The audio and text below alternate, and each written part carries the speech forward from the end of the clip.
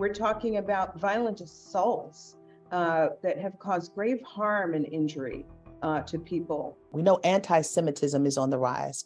We know hate crimes against Black and brown people are on the rise. We know Asian hate is on the rise. Can you qualify and quantify those numbers, please? These are really stains on our democracy today. Just to give you some numbers, since the beginning of 2021, we have prosecuted roughly 65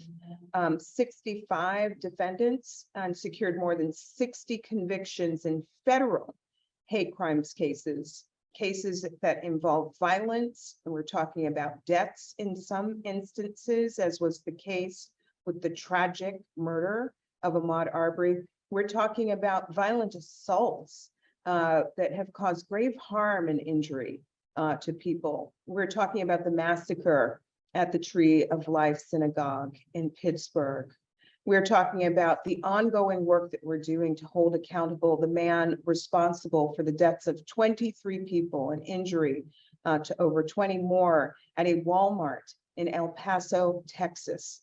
We're talking about 10 people senselessly killed at a Tops supermarket in Buffalo, New York. And sadly, I could go on. I think that it's really important to learn the kind of what hate can spawn, the evils and the destruction and the death. That, you know, we talked about a pyramid of hate starting with hateful words and going through hate crimes and going all the way up to genocide. And it starts with words. When I started on the Homeland Security Committee, the number one threat to the homeland was international terrorism. What we've seen over the last several years is a change in that threat. It is now based on FBI and other intelligence gathering agencies.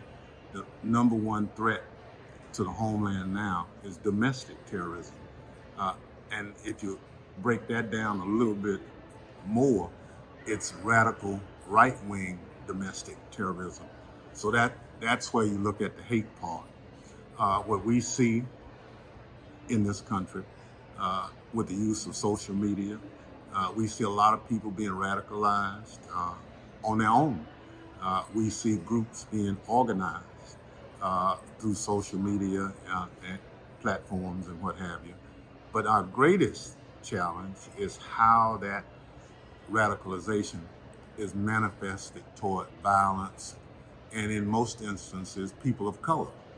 And what I'm saying, if you look at all the incidents that occur around this country, a majority of the people who suffer from it the most are people of color.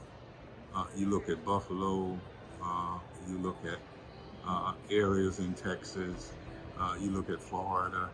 It's always a marginalized population that suffers the most